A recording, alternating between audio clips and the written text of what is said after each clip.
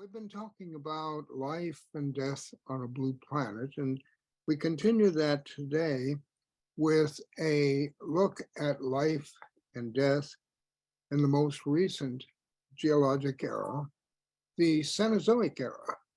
And the Cenozoic is the youngest of the three eras of time that compose the Phanerozoic eon, which is the time of all life as we know it.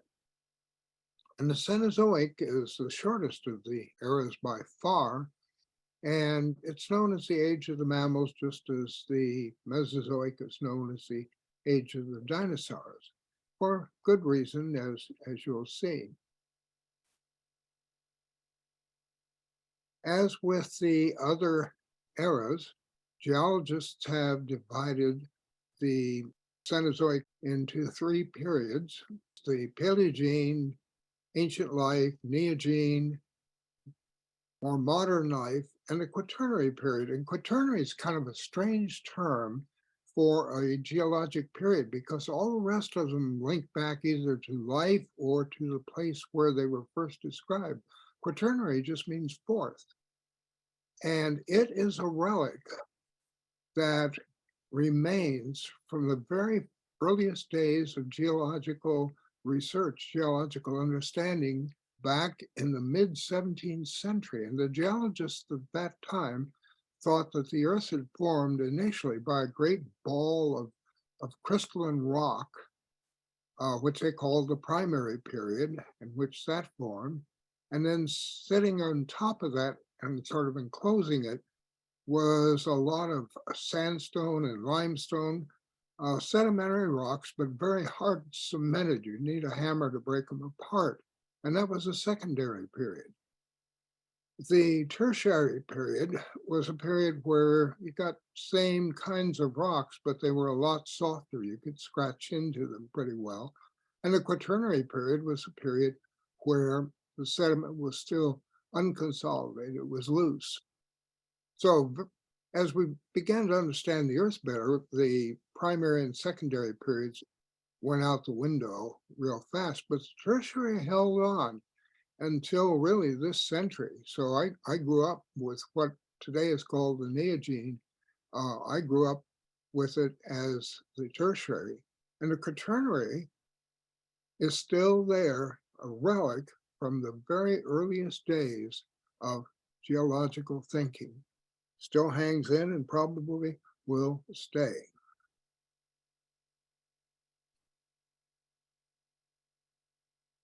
Because the timing of the Cenozoic is so new, so recent, we have a lot more geologic information. Much more of the geological record is preserved.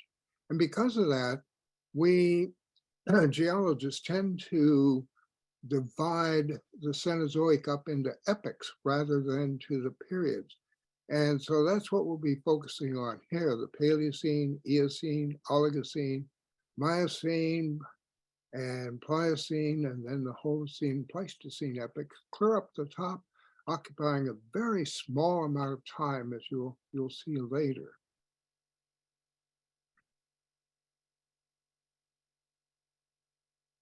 And I will, as I've done in the previous talks, show the distribution or the location of what I'm talking about in terms of the timing, with the bar across the bottom showing these epochs and an arrow or a bar or something to indicate the time that we're talking about.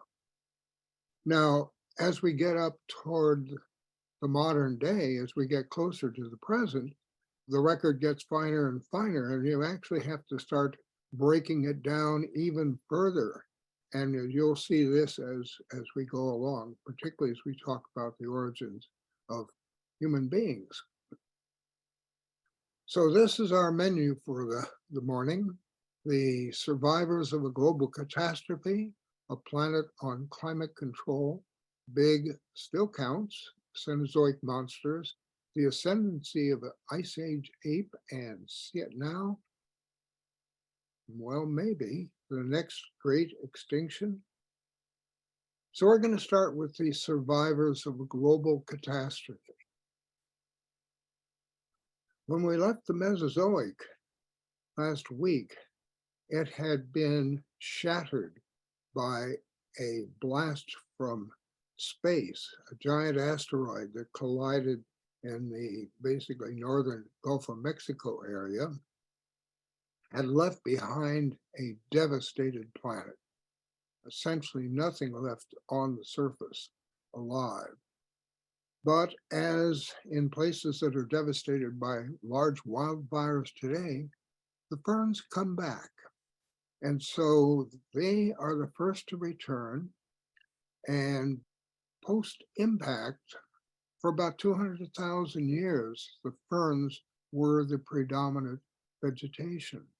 So after the ferns followed in areas where the climate was right, palms predominated. And then about 700,000 years after the impact, the legumes like locust trees and trees of that kind survived and began to grow and dominated the landscape. And in that period, we saw the growth of the mammals coming back after the great impact. Before the impact, they were basically small, maybe a possum sized, and after the impact, it was pretty much the same. They didn't really change very much after in the immediate aftermath of that impact. But as time went on, they got bigger. And as they got larger, 300,000 years, they are still pretty small. This is the early Paleocene. It was described as sheep-sized. It looks like a wolf. It looks like a predator to me, but it was, as basically most of these animals, herbivores. And so they kept getting larger with time, finally getting up to sheep and wolf-sized. 500,000 years, it might have looked like this. Well, how do we know that? How do we know those details? Well, this comes from a very special place that lies east of Colorado Springs. It's called the Corral Bluffs. And the Corral Bluffs are out on the flatlands where the rivers have carved into sort of a small mesa and have exposed beautifully the rocks that compose that mesa.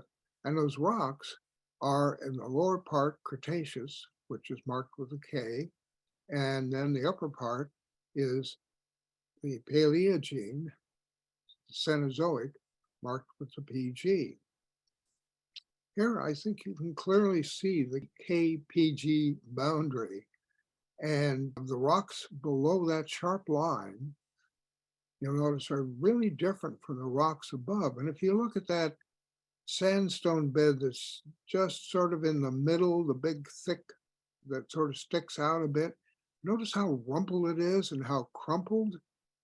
That is part of the Cretaceous landscape, resulting from that impact. And then sitting on top of that, we have a very sharp contact that goes upwards into what I think are probably river deposits or stream deposits that have accumulated and stacked up one on top of the other. Now, people had studied this area for years, and they never really found any mammalian fossils in it. But the rock was full of little concretions, little round masses. And somewhere along the line, somebody broke one of these open, and lo and behold, there was a skull inside. Concretions very commonly form around some sort of organic material. I know a place on the San Mateo coast where just about every concretion you find, you crack it open, you'll find something like a crab or a clam or something that died, and as it did so, its decomposition led to the formation of a concretion, the cementation, early cementation around it. So they started finding all these fossils that they'd never known were there before. And so this is really one of the great places for studying the boundary of the Cretaceous, the last days of the Cretaceous, and then the follow-on in the Paleogene.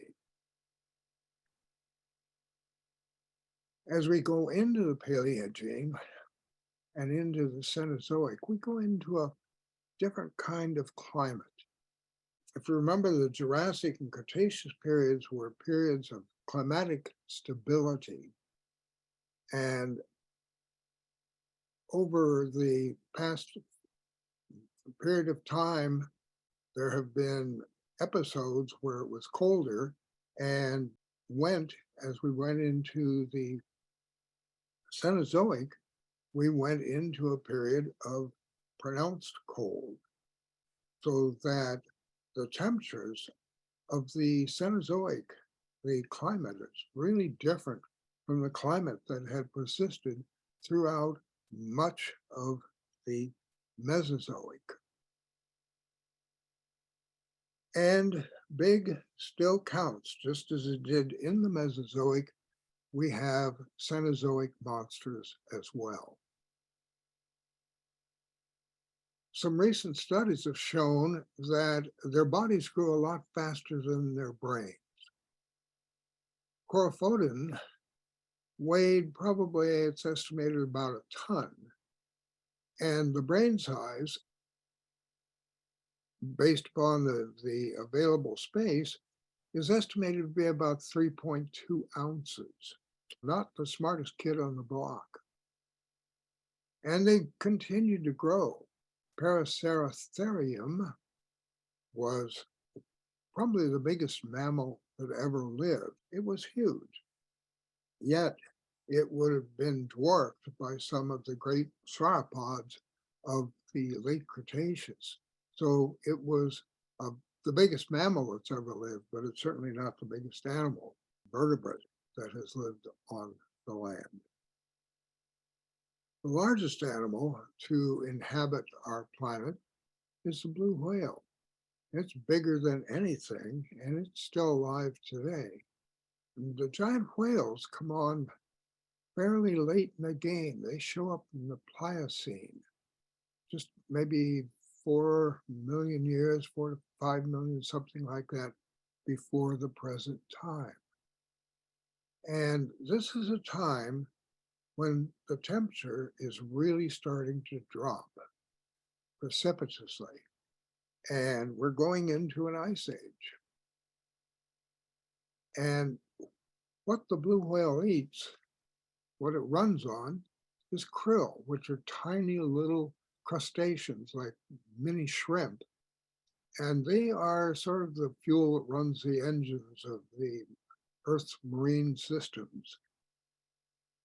And they occur just in amazingly dense concentrations. So they provide a really good food if you are a whale and able to suck them in and collect them on your baleen. And I think the whales, particularly the great whales, are products of the ice ages.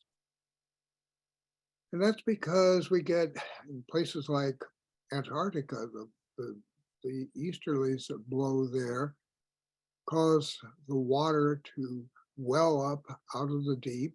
And as it comes, it brings lots and lots of nutrients. So you get huge blooms of phytoplankton and of krill. And the whales can take advantage of that as long as they can survive in that frigid water. Well, giant size promotes survival in really cold water. The bigger you are, the more you sustain your body heat. We wouldn't last very long in that water at all, but the whales are accustomed and adjusted to it. So it's very likely that is the reason that the whales are so large, is this cold climate that we have at the present time. Now, there was another marine animal that lived that got really pretty big out there as well. Old small white tooth is a great white shark tooth, and compared to it is the tooth of another shark called Megalodon. And Megalodon was the biggest shark that ever lived on the planet. In the early days, it was popular to show the reconstructions of the jaws with lots of people standing inside, and that's actually continued to the present time. That is a huge mouth, but it is probably somewhat exaggerated because the actual mouth size is much more like this, big enough to ingest my wife Anne without too much trouble, but still much, much smaller than those early models. But Megalodon was indeed a very large shark, much, much bigger than the great white of today. It's no longer with us. So why does a monster like this not survive? Well, it dies out basically as we go into the Pleistocene period. And the Pleistocene is a cold period. And its primary food was whales, which evolved just about at the same time. So probably there was a relationship between the evolution of the whales and the evolution of the really large megalodon shark. And so that was their food.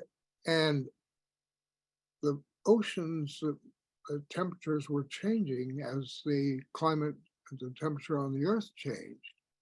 And so as we go back to the Miocene, it was quite warm. The oceanic waters are quite warm, all the way up to Greenland, Scotland. It was subtropical water, and megalodon teeth are found within that range. So we know they existed there. But then, as we go to the Pliocene, it starts to change. The waters become cooler, and the subtropical water starts to be reduced. Well, the whales, because they can adjust their body temperature, are not bothered by the colder water and they can move on. Whereas Megalodon, being essentially trapped in the warm water, unable to cope with the colder water, it's not. So it lost its food, and probably that was what led to its extinction, why it's no longer there today, despite what you might see on Shark Week on Discovery Channel. There were other big animals out there along the water as well. There was a giant crocodile that was really huge, about 40 feet long. That's monstrous. 9 tons.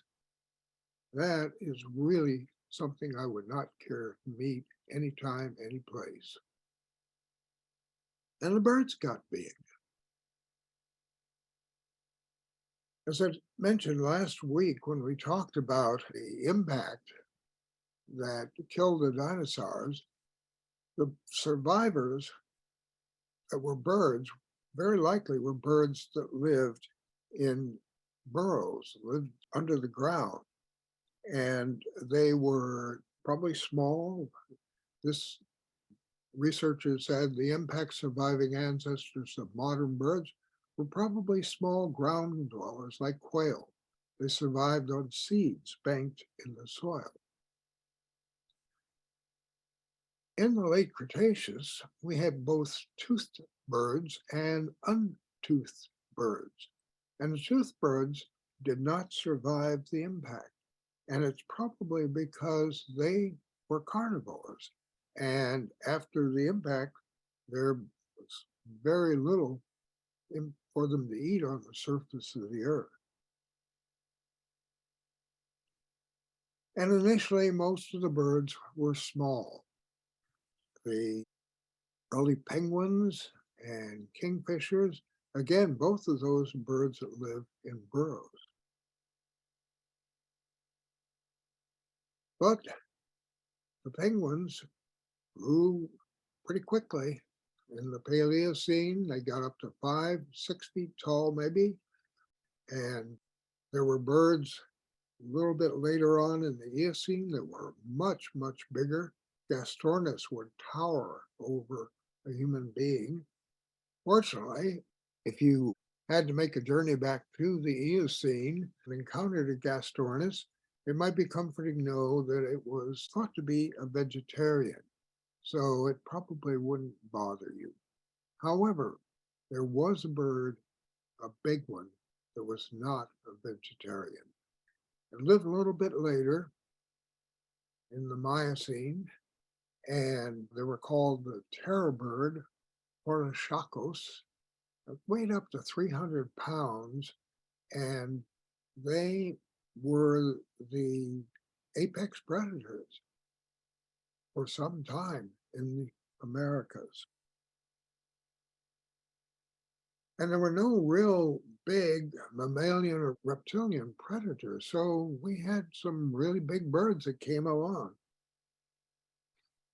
One of my favorite are the demon ducks of Australia. I just love the sound of that.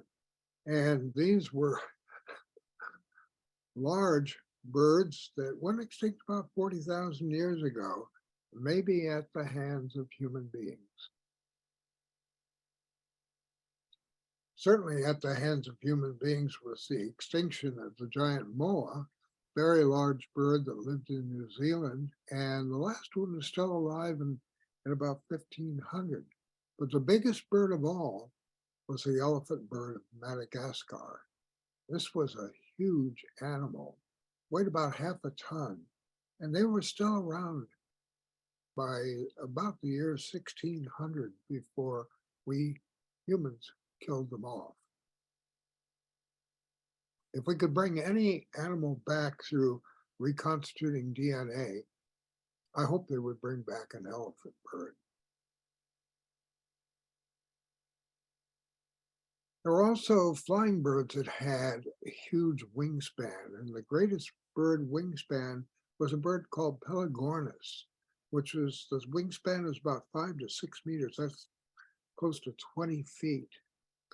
And this was a bird that flew along our coast here.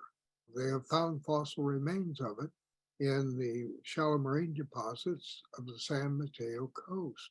So we know they did fly along the coast here. And I think it would have been incredible to see one of those fly by. If you look carefully at them, it looks like they've got teeth, which goes totally against what we had said before about the toothed birds. But what they have is not really teeth, but it's projections of the gum that come down and take the form of teeth.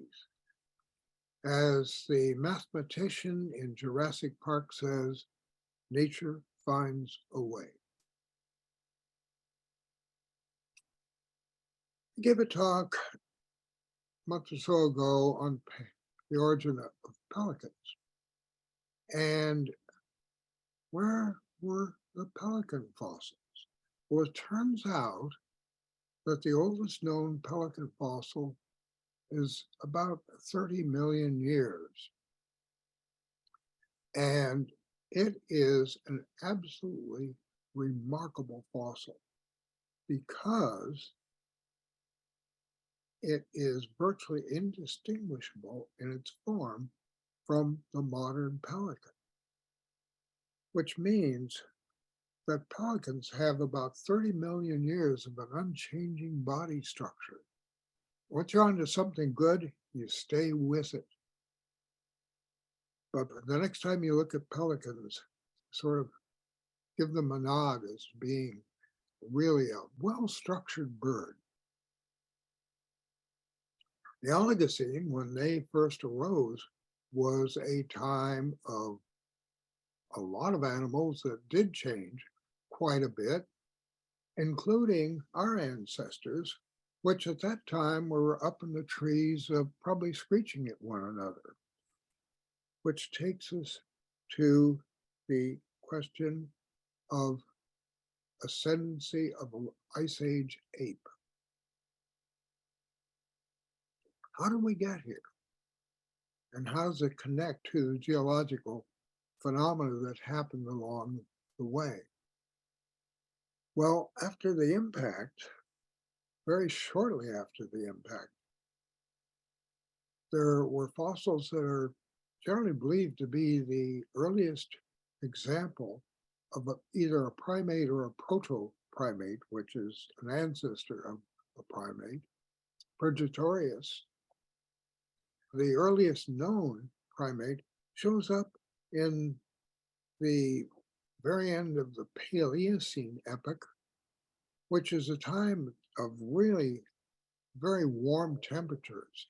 Some of the warmest temperatures of the Cenozoic occur in the lower Eocene and the latest Paleocene. Whether there's a connection there, I have no idea, but that's where we see the first primates. And then in the Eocene, we have a number of primates that have been identified.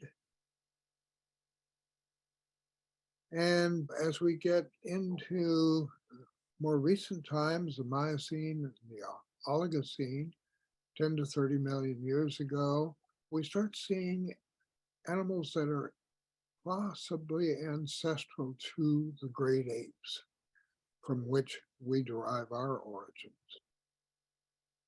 We've already seen this guy 30 million years ago, an early monkey.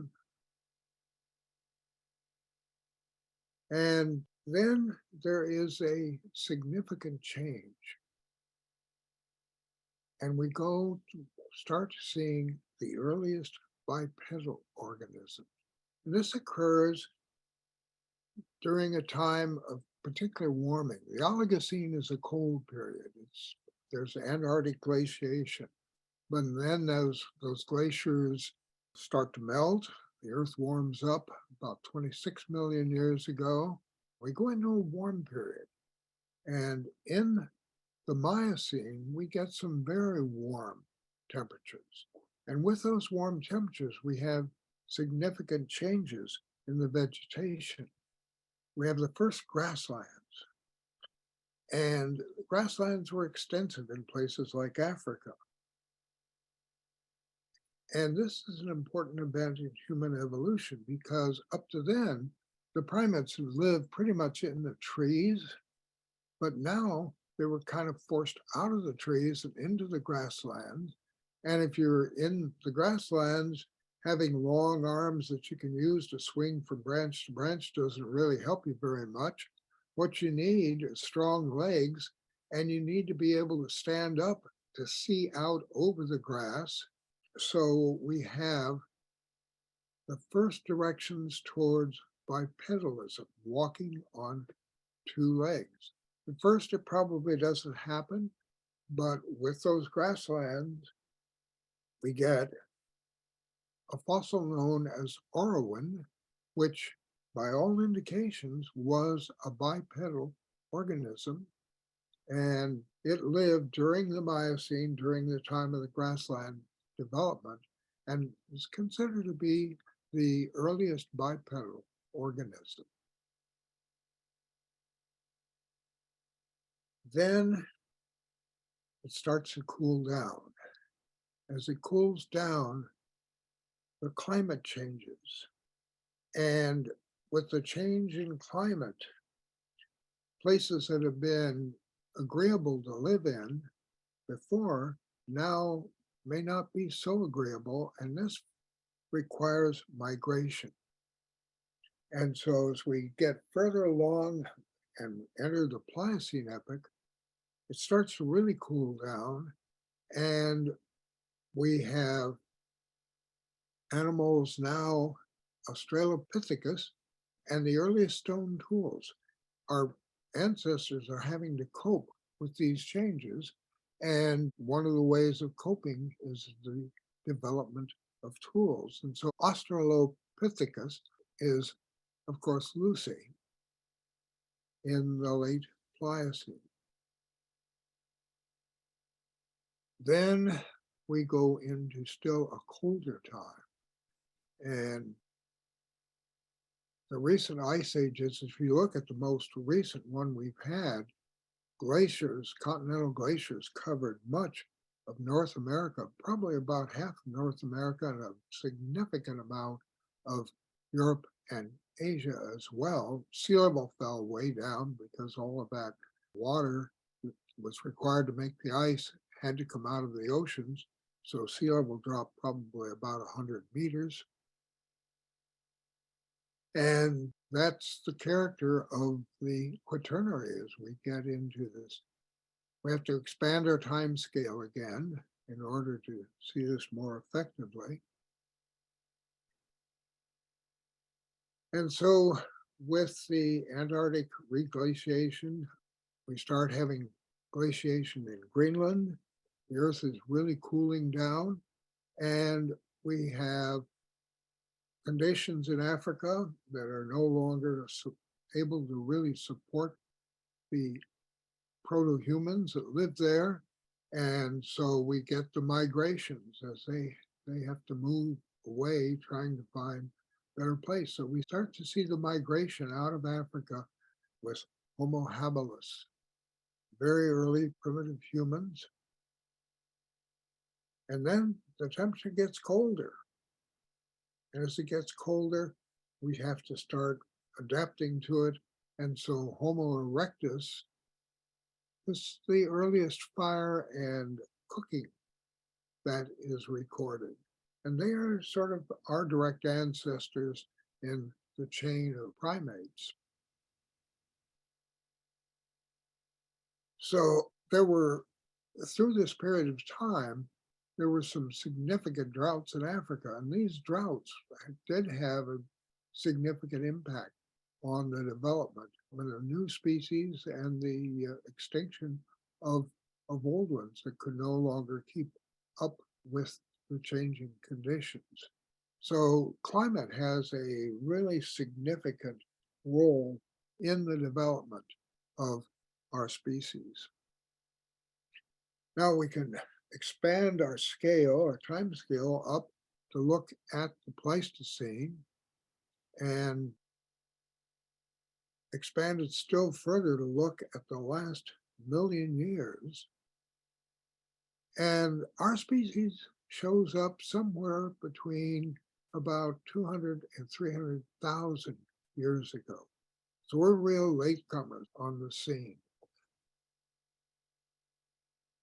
And we're basically somewhere in that range. And during that time, there are both glacial conditions and interglacial conditions, warm climate and very cold climate. And exactly where we originated, still not really clear, but it's one thing that is clear is that we are children of the ice ages.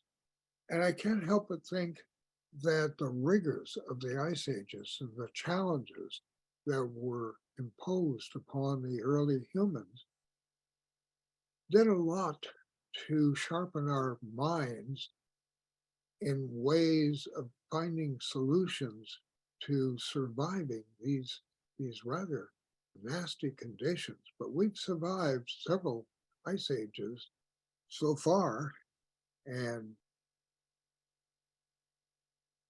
we're really children of the ice ages. So the hominid family tree is just really a complex lineage, and there are lots of questions. It's not fully resolved as to how it's fixed, and there probably will be more discoveries that change our thinking in the future. But right now, that is pretty much the story on the origins of humans.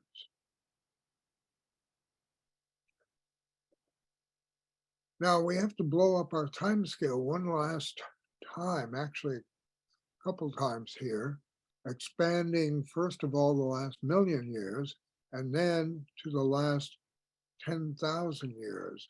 When we expand to 10,000 years, we can see the development of the Holocene, the period which we live, which is basically the time since sea level came back to its present position following the Pleistocene ice age.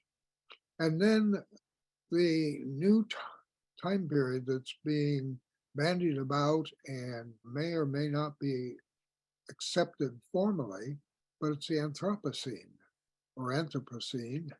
This is the time of the present, and it starts in 1946. It's still not formally accepted. It's been recommended to the International Commission on Stratigraphy, who's sort of the final arbiter on names. And they haven't acted on it, but it has been recommended, strong vote by the committee. And so it may be our most recent addition to the geologic timescale. Which brings us up to the present time when we have really changed the landscape. So we hear a lot of talk about the next great extinction. Are we in it now? Which one is it? And this is not an easy question. If you look at human global population, this is a population curve up to 2000. And if somebody showed me this curve, didn't tell me what it was, we just said this is a population curve of an organism, what do you think? And my response would be, that's not sustainable. It can't keep going that way. Whether it levels out or comes crashing down, we don't know. And a lot of that depends on us. But our population has just absolutely skyrocketed as we have moved into the industrial age and what we think of as civilization. And we don't know where it's going to go. We do know that we've had a real impact on our fellow inhabitants of the blue planet, and that the extinction rate has been fairly large, essentially as a consequence of human effects, and it's likely to get larger. But this shows the number of invertebrates and vertebrates, birds and mammals, the number of species that have been lost just through the last couple hundred years. And this is a distribution of the species, 900 species lost since 1500, and more than 41,000 species threatened with extinction. Well, the total number of living species on the planet today is generally accepted at 8.7 million. And so one of the questions I tried to answer was, how does this looming extinction compare with the great extinctions of the past? And I immediately ran into problems. And the problems I ran into were the fact, first of all, when you start looking at biodiversity in the Cenozoic and the great extinctions, which are shown here with the triangles, we're only seeing the extinction of the organisms that made fossils. We don't know how many that didn't make fossils survived or didn't survive. So that's one problem right there. The second is that this is measured in genus, whereas all of our modern studies of extinctions are based upon the species. And there's a big difference between species and genus. You can see from this picture of Canis, which is a genus that includes basically the wolves, coyotes, jackals, and a cocker spaniel. You could kill off the coyote, the wolf, the jackals, and as long as you had the cocker spaniel, that would not show up as a genus extinction, even though multiple species had been wiped out. So it's really hard to draw a comparison between these. Moreover, the other thing is that biodiversity has increased substantially, so that the early extinctions didn't take that much to make a huge dent in the character of life, whereas today it takes more of a dent as we get more and more genera on the planet. So I don't really know whether we're into an extinction or whether we're going to be into an extinction, but I really like these words that were written by James Dyke, who's a lecturer in complex systems simulation, University of Southampton, in 2015. If we regard the Earth as nothing more than a source of resources and a sink for our pollution, if we value other species only in terms of what they can provide to us, then we'll continue to unpick the fabric of life, remove further rivets from spaceship Earth. This not only increases the risk that it will cease to function in the ways that we and future generations will depend upon, but can only reduce the complexity and beauty of our home in the cosmos. And I think that kind of says it all. So, what does the future hold? Where is planet Earth going? Well, here it's not real clear, but obviously we're in for a change. We've been in a greenhouse Earth, meaning warm temperatures, and starting in the Cenozoic, we've begun to move to an ice house Earth. This is not the first time it's happened. It's happened a number of times. The last time was during the Paleozoic, when there was continental glaciation in the southern hemisphere that impacted the climate, much the same way it may be impacted today. But the question is, will we see a continuation of the pattern that we've seen so far in the Pleistocene of alternating warm conditions and cold conditions, which are probably those pretty much the same in some of the Paleozoic, particularly the Carboniferous, or will it continue on to create a snowball Earth? And since we really don't know what's causing this, we can't make that kind of a prediction. So the future, well, just going to have to wait. Time will tell. So I thank you all for listening to this. It's been great fun to put it together. I've learned an immense amount and hope that you have enjoyed it. Thank you.